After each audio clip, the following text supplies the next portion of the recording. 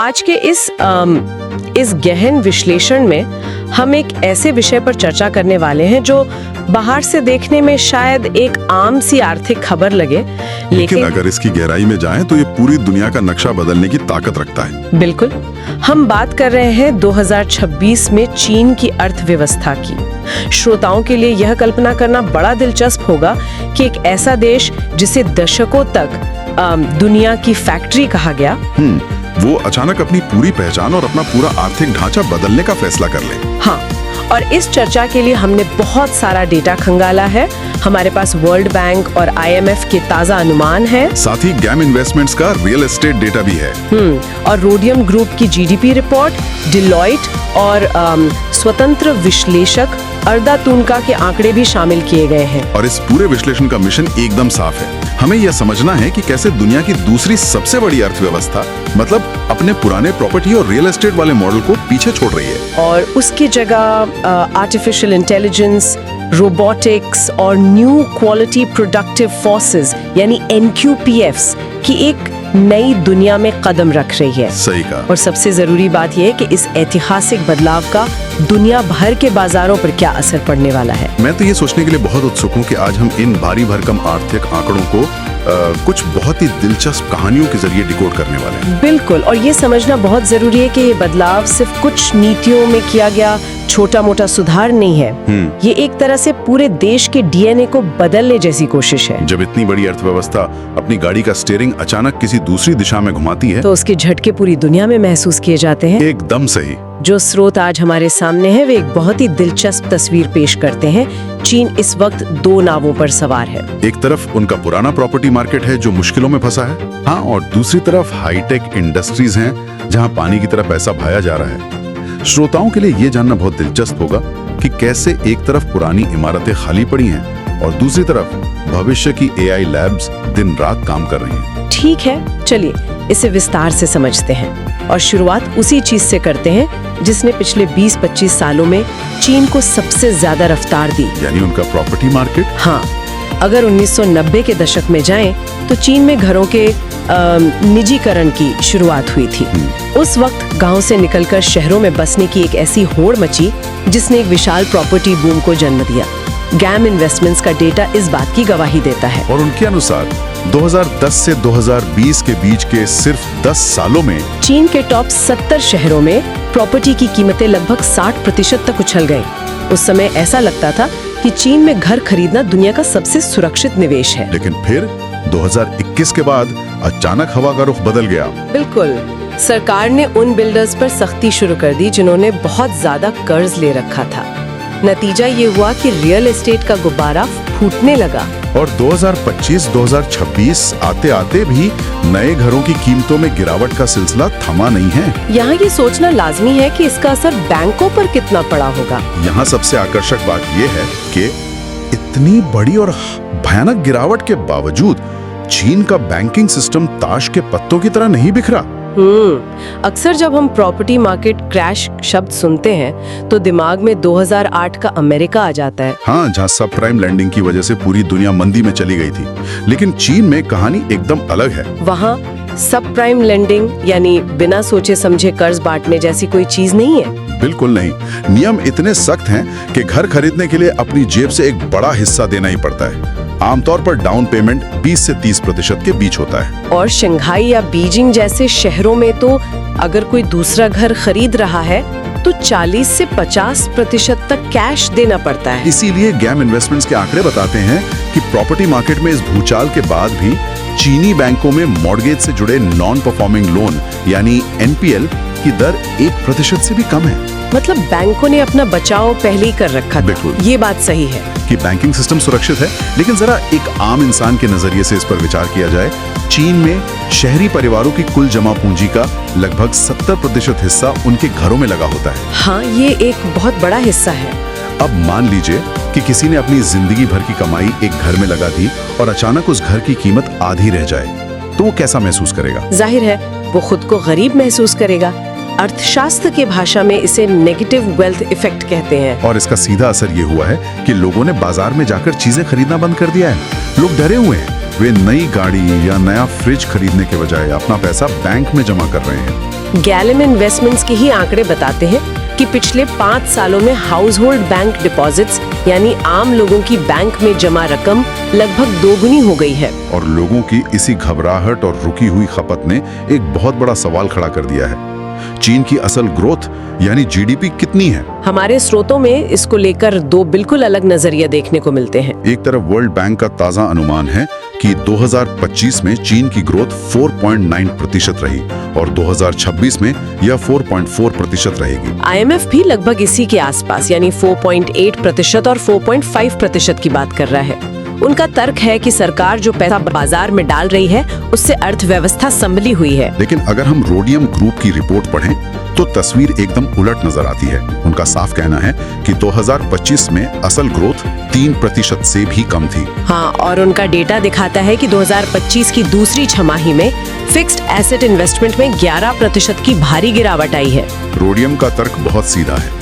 जब लगातार 10 तिमाहियों से बाजार में डिफ्लेशन चल रहा हो, कीमतों में गिरावट हो रही हो और निवेश लगातार गिर रहा हो, तो 5% ग्रोथ का दावा गणित के हिसाब से सही नहीं बैठता। बिल्कुल। ये विरोधाभास वाकई हैरान कर देने वाला है। एक तरफ वैश्विक संस्थाएं कह रही हैं कि सब ठीक है और दूसरी तरफ स्वतंत्र डेटा कह रहा है कि मामला गंभीर है। लेकिन यहाँ एक बहुत ही बुनियादी सवाल दिमाग में आता है। अगर घर नहीं बिक रहे, लोग डरे हुए हैं, पैसा बैंकों में पड़ा है और घरेलू मांग इतनी कमजोर है, तो फिर चीन की अर्थव्यवस्था का चक्का घूम कैसे रहा है? हाँ, इसका बस एक ही जवाब सामने आता है, एक्सपोर्ट यानी निर्यात। सही कहा। 2025 में चीन का ट्रेड सरप्लस $1 ट्रिलियन यानी करीब 10 खरब डॉलर के जादुई आंकड़े को पार कर गया। दुनिया में ऐसा पहले कभी नहीं हुआ। असल में हुआ ये कि अमेरिकी टैरिफ और ट्रेड वॉर के डर से चीनी कंपनियों ने पहले ही धड़ाधड़ माल बनाकर विदेशों में भेजना शुरू कर दिया, ताकि नई पाबंदियां लगने से पहले ही उनका माल बिक जाए। हाँ, अगर हम इसे बड़ी तस्वीर से जोड़कर देखें तो एक्सपोर्ट पर इस तरह की अंधाधुंध निर्भरता एक बहुत बड़े खतरे की घंटी है। विश्लेषक आराधा तुंका ने जो मैन्युफैक्चरिंग आंकड़े साझा किए हैं वो हमें यही जमीनी हकीकत बताते हैं। मई 2025 में चीन का मैन्युफैक्चरिंग परचेजिंग मैनेजर्स इंडेक्स यानी PMI गिरकर 48.3 पर आ गया था। जब ये इंडेक्स 50 से नीचे जाता है तो इसका मतलब है कि मार्केट सिकुड़ रहा है। पर ये सितंबर 2022 के बाद का सबसे निचला स्तर था।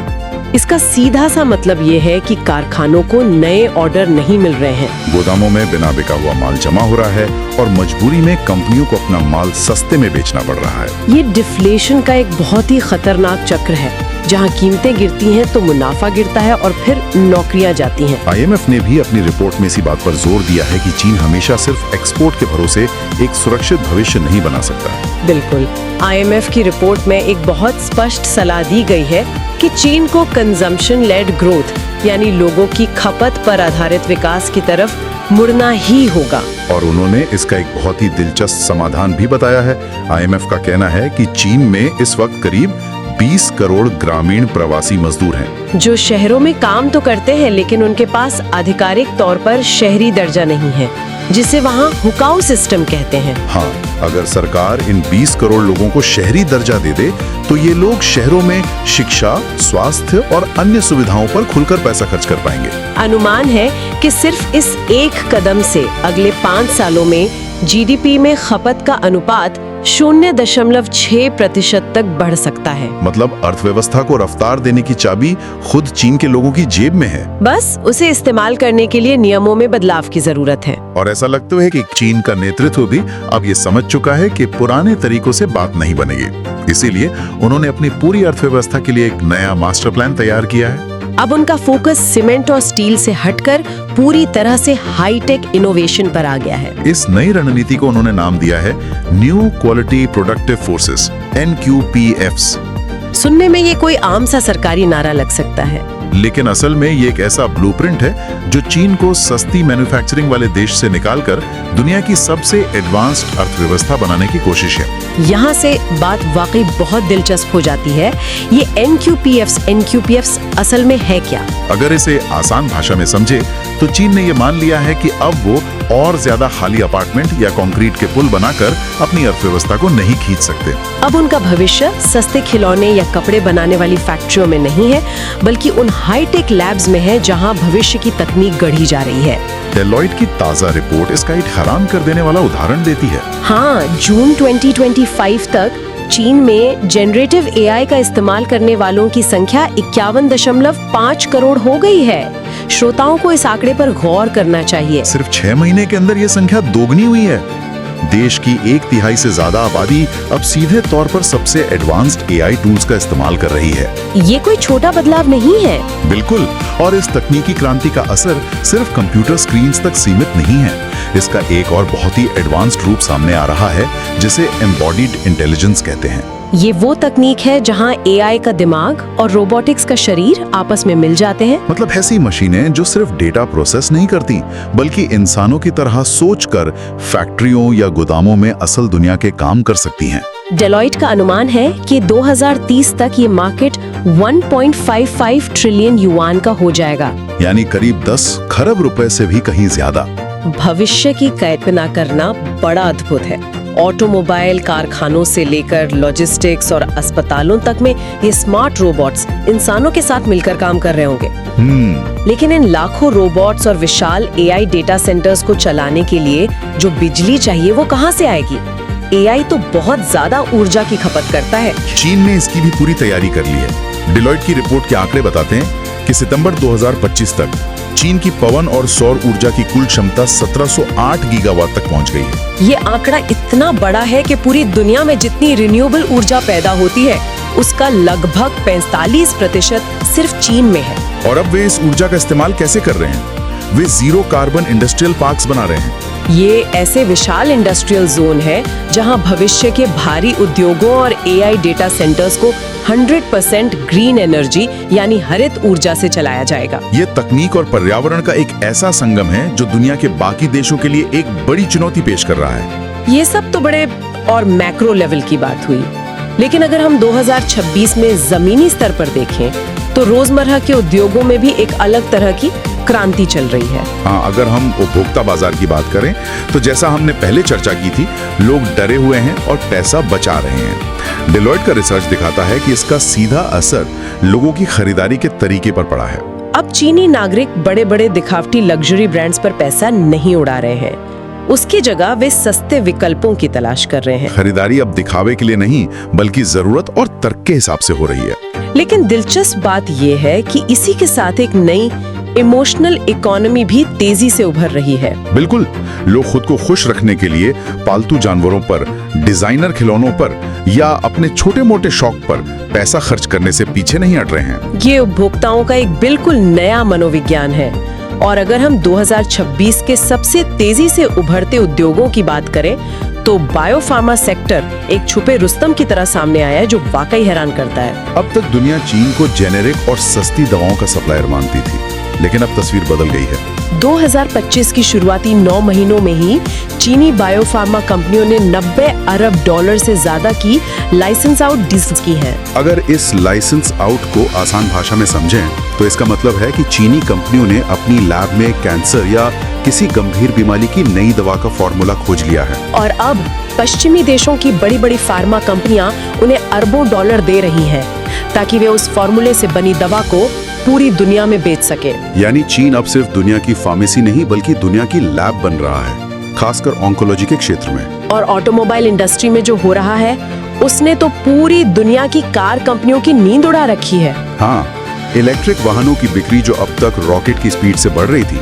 डेलॉइट के अनुसार वो अब लगभग 60% के आसपास आकर स्थिर हो गई है। इसका कारण ये है कि सरकार ने टैक्स में मिलने वाली छूट के नियम बहुत सख्त कर दिए हैं। अब अगर किसी कंपनी को प्लग इन हाइब्रिड कार बेचनी है तो उसकी इलेक्ट्रिक रेंज कम से कम 100 किलोमीटर होनी चाहिए।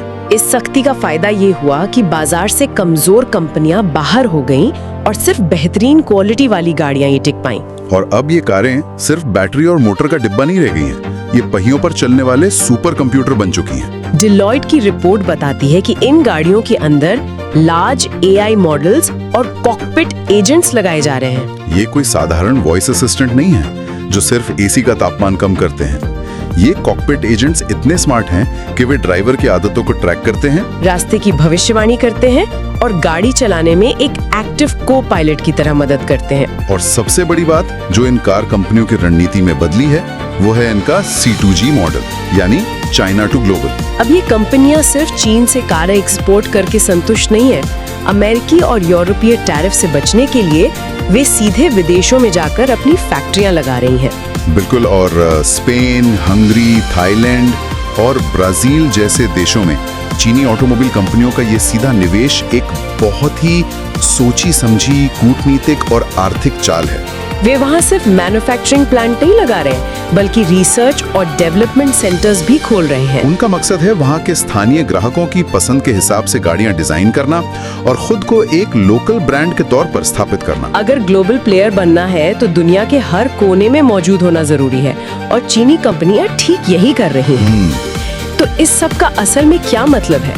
अगर हम इन तमाम रिपोर्ट्स और आंकड़ों को एक साथ रखकर देखें तो 2026 के चीन की एक बहुत ही स्पष्ट लेकिन जटिल तस्वीर उभर कर आती है। ये एक ऐसा देश है जो अपने अतीत के कंक्रीट और रियल एस्टेट के ढहते हुए ढांचे से बाहर निकलकर सिलिकॉन चिप्स, ग्रीन एनर्जी और AI के एक नए भविष्य में छलांग लगा रहा है। ये एक दर्दनाक लेकिन शायद जरूरी बदलाव है और दिलचस्प बात यह है कि गैम इन्वेस्टमेंट्स के मुताबिक शेयर बाजार में अब एक नया विश्वास लौटता दिख रहा है। हाँ, MSCI चाइना इंडेक्स में विदेशी निवेशकों के जाने के बाद अब घरेलू निवेशक जो अपनी अर्थव्यवस्था को बेहतर समझते हैं वो आकर्षक वैल्यूएशन देखकर वापस बाजार में पैसा लगा रहे हैं। इससे तो काफी उम्मीदें बनती हैं। लेकिन इससे एक बहुत ही महत्वपूर्ण सवाल खड़ा होता है। श्रोताओं के लिए सोचने वाली बात है कि एक तरफ चीन की सरकार ऊपर से नीचे यानी टॉप डाउन की रणनीति अपनाकर इन नई तकनीकों और इनक्यूबीएफ में खरबों डॉलर झोंक रही है, लेकिन दूसरी तरफ उनकी अपनी 1.4 अरब की आबादी अभी भी भविष्य को लेकर आशंकित है और खर्च करने के बजाय पैसा बचा रही है। तो सवाल ये है कि क्या कोई भी देश सिर्फ अपने नागरिकों की घरेलू मांग के बिना महज एडवांस टेक्नोलॉजी और एक्सपोर्ट के दम पर एक नया आर्थिक चमत्कार कर सकता है? और इससे भी बड़ा सवाल ये है कि जब चीन के स्मार्ट रोबोट्स, AI चिप्स, अत्याधुनिक कारें और कैंसर की नई दवाएं एक सुनामी की तरह ग्लोबल बाजार में पहुंचेंगी, तो क्या दुनिया के बाकी देश इसे चुपचाप स्वीकार कर लेंगे? या फिर हम एक ऐसे अभूतपूर्व वैश्विक ट्रेड वॉर के मुहाने पर खड़े हैं जो पूरी दुनिया की अर्थव्यवस्था को हिला कर रख देगा? ये एक ऐसा गहरा सवाल है जिसका जवाब आने वाले कुछ साल ही दे पाएंगे। इस आर्थिक और तकनीकी बदलाव की गूंज सिर्फ चीन में नहीं बल्कि हम सब की जिंदगियों में सुनाई देगी। बिल्कुल। अलग अलग स्रोतों और उनके अनूठे नजरियों के साथ आज के इस गहन विश्लेषण को हम यहीं समेटते हैं। इस दिलचस्प सफर में हमारे साथ बने रहने के लिए बहुत बहुत शुक्रिया।